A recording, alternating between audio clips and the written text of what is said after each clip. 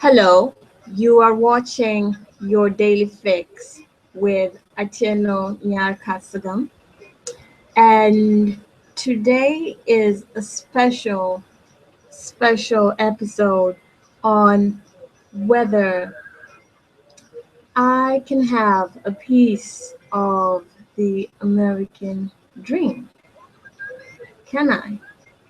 Tonight at 8 p.m., Barack Obama, the president of the United States, will be holding a press conference where he unveils his executive orders on immigration reform.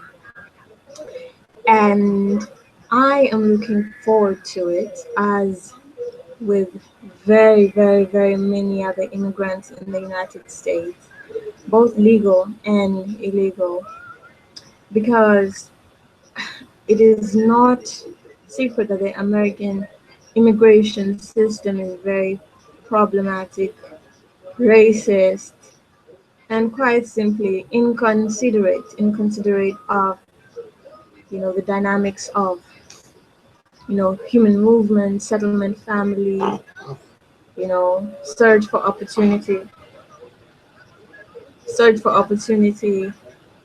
and truly that the earth was made for all of men in common.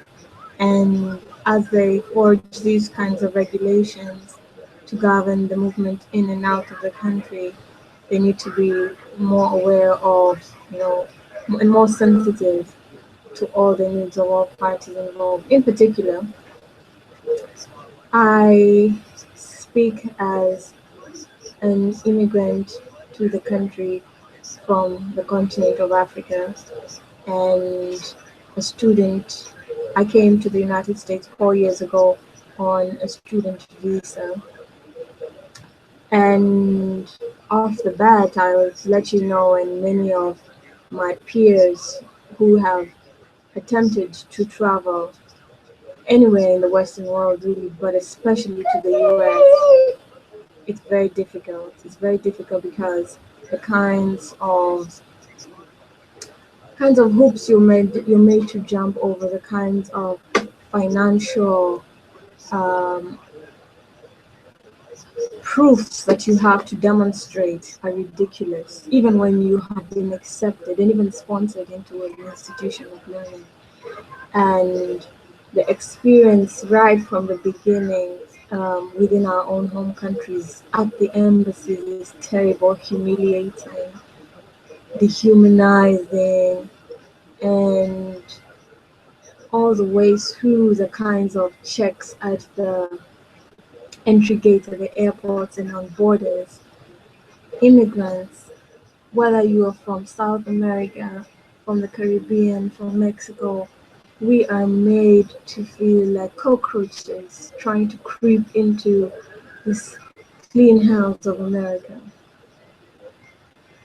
And Obama himself is a product of an immigrant, a Kenyan man who came to the United States to study. That is Barack Hussein Obama, Barack Obama Senior, yeah. And he met Obama's wife, and they hooked up, and she got knocked up. They might have had a relationship. I think they might have gotten married. I do not know the exact details of their relationship, but Obama himself is sensitized to the dynamics of immigration because he himself, like my daughter, is a product of the system. Yes, Mama. The problem is that when you are in Mhm. Mhm.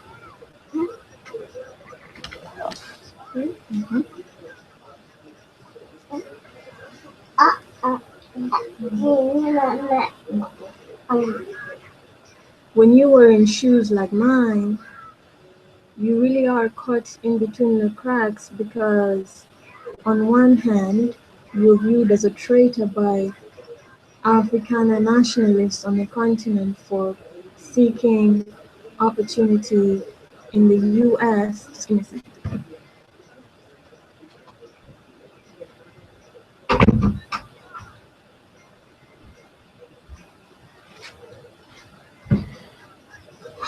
On the one hand, you're viewed as a traitor for, moving away to the diaspora because the rhetoric of return to Africa because of the brain drain is ruining our continent is very dominant, has been dominant.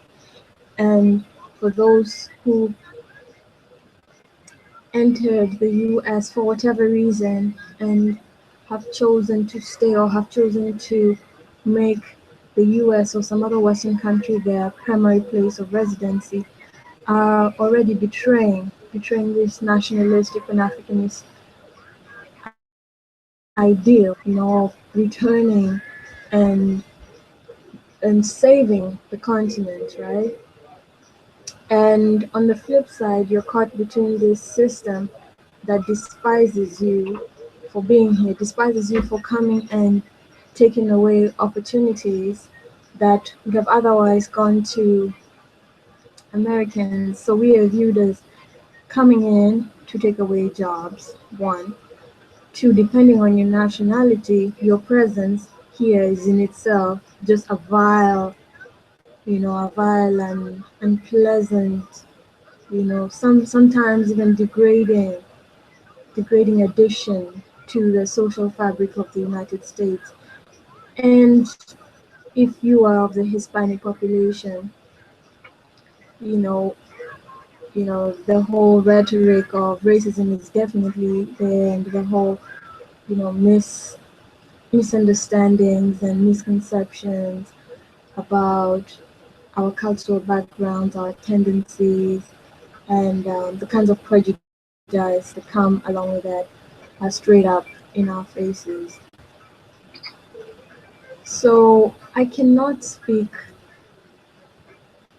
to the immigration struggles of Hispanics who are I do not say the majority, they probably are, they are the majority of immigrants into the United States, and they are by number the most oppressed by these systems of deportation and very harsh immigration legislation and lack of protections for immigrants and the kinds of exploitations in terms of labor. But the truth is, and this is more unspoken, is that all nationalities are here, from India to China to Vietnam to South Africa, Kenya, Nigeria, Namibia. We're all here, and there's so many of us who might have come in legally, but for whatever reason never left, or some who just came illegally and for whatever reason have not left either. And we are looking to find a reasonable opportunity to have political and social agency safety guarantees like other people living base. Me, because I am married to an American, I have the avenue to translate my, immigration status from student to permanent resident through the mhm, through the green card program by spouse. But then again, the problem with it is that when I am fully dependent on the not just the legitimacy but the success of our relationship for me to have any capacity to stay within the United States legally or to work or move in and out of the United States freely, even though I have a child who is American. I am, if you were a woman who was married to an American man and you happen to be an immigrant, and you were in an abusive relationship, there's a compulsion to stay because the immigration law does not guarantee you does not honor your presence and your relationship with your child who is a citizen enough to give you any form of residency at the least. So we are powerless, and the immigration conditions are very complicated, expensive, bureaucratic, and some of the questions within the forms are simply humiliating. Humiliating.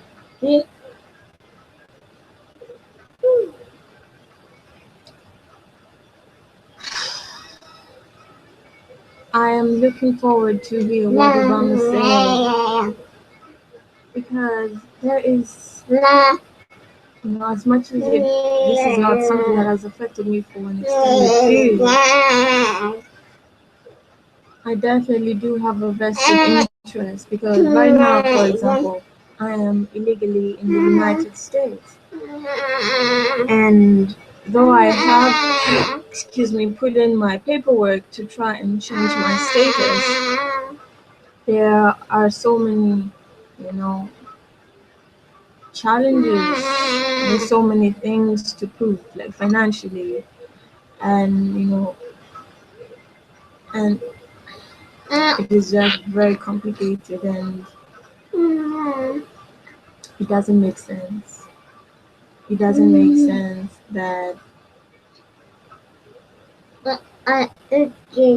I can have a daughter here, but a daughter here and a husband, and I am threatened with deportation. I am unable to contribute financially. I am unable to work because if I work in any capacity, I am subject to deportation, and I have committed some huge felony.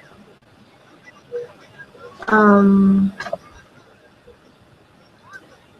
yeah, and there's so many other stories. There's so many other stories, especially among the African immigrant community. So many stories within the diaspora that are very, very, very painful, very complicated, and a huge challenge that I see, especially for Africans in the diaspora, is that we tend not to have the leverage that the Hispanic community has when we're trying to advocate for our own rights, in part because within ourselves we are caught between this space where by just being in the US or seeking opportunity here, we are considered as traitors to the continent and traitors to the opportunity to redevelop the continent. And here we also don't fit in because we're neither, technically African American, um, and we just fall in a some sort of limbo. We get lost in this here space. So, can I have a piece of the American pie? That's a very, very important question for me because for the longest time, I had no intentions of anything in the United States besides my education. And I was not even intending when I came here to meet and um, enter into a serious relationship with an American. It was not in my plan. I did not foresee that I would have a child. Although progressively I did come to want a child. Basically, things do happen, and you find yourself in this place where you start to see opportunity in the United States and still want and desire and deserve opportunity in the motherland.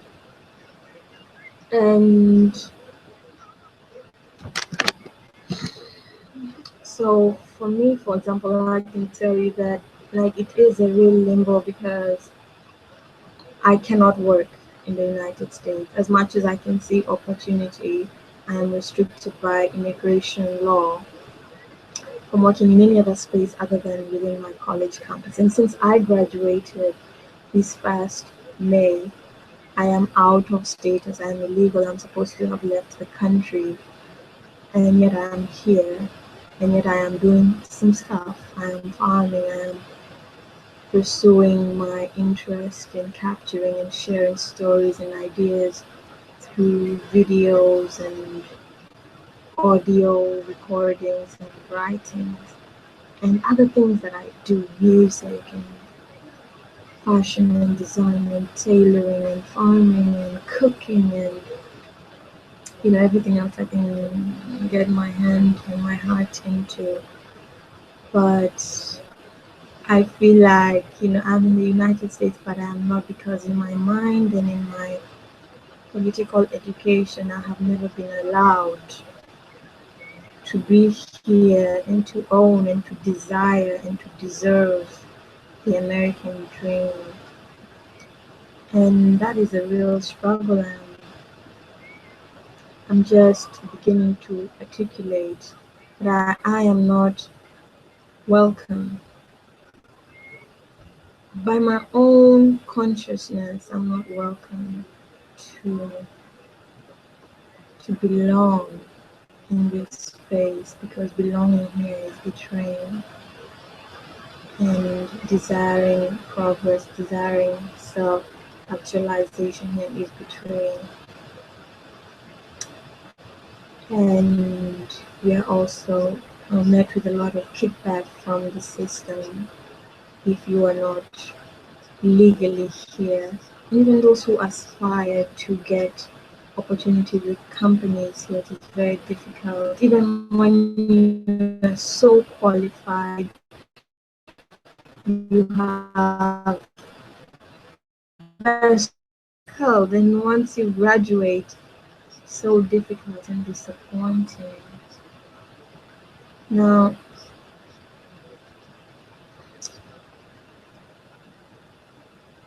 will Obama give me the right to aspire to the American dream? No, but he will facilitate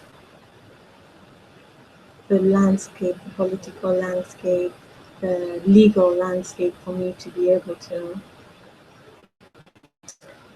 But I think for especially an African who was socialized in this African Renaissance rhetoric, I'm looking for a certain kind of healing and permission that both comes from inside and comes from the collective um, attitude towards the diaspora and the collective validation or invalidation of the diaspora's aspirations outside of the motherland.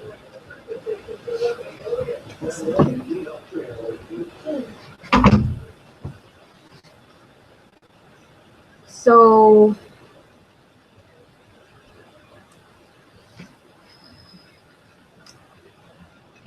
today I was actually just thinking that when I was much younger, damn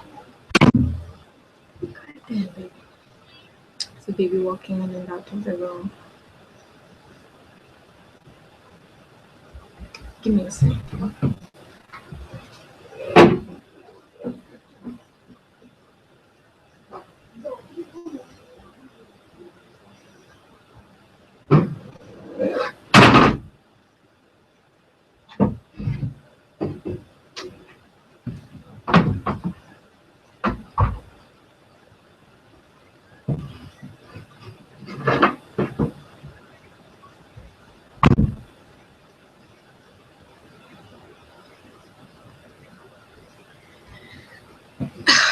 Excuse me for that. Baby keeps running in and out, and the radio is too loud in the other room, so not even paying. So I was just thinking about how I am in the United States right now. I am in Detroit. Chicago is a stone's throw away. New York is within reach. Los Angeles is within reach. And still I'm desiring to be in Nairobi. And I desire to be in Nairobi or to be in Johannesburg or in Durban. And not just because I'm conscious of the opportunity there, but because I'm afraid to place myself in any of these other spaces, and I don't feel like it is within my human right even to aspire to thrive and be big and successful here, you know.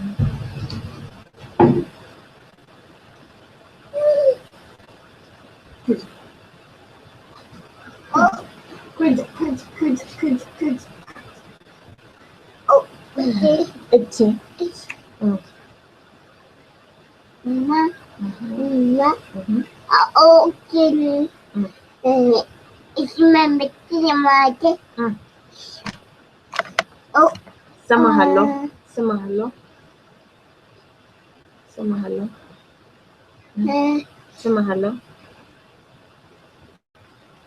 Oh. Oh, oh, really?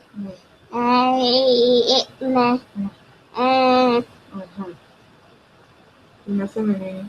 Huh? Una feminine. No. Una feminine. No, no,